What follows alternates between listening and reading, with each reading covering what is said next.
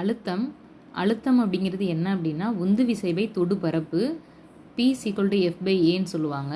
So ஓரலகு பரப்பின் மீது செயல்படும் விசை தான் அழுத்தம். இதோட SI யூனிட் என்ன அப்படின்னா Nm². ஃபோர்ஸோட யூனிட் நியூட்டன், ஏரியாவோட யூனிட் m². ஸோ ரெண்டையும் வந்து கம்பைன் பண்ணி தான் Nm²/m² எழுதுகிறாங்க. இதை வந்து பாஸ்கல்னு சொல்லுவாங்க. ஸோ ஒரு பாஸ்கல் = 1 Nm².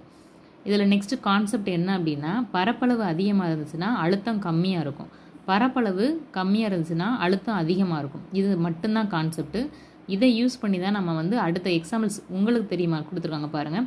ஒரு சின்ன ஆணி நம்ம உடம்புல குத்துச்சு அப்படின்னா நம்ம அதிக அளவுக்கு பெயினை ஃபீல் பண்ணுவோம்.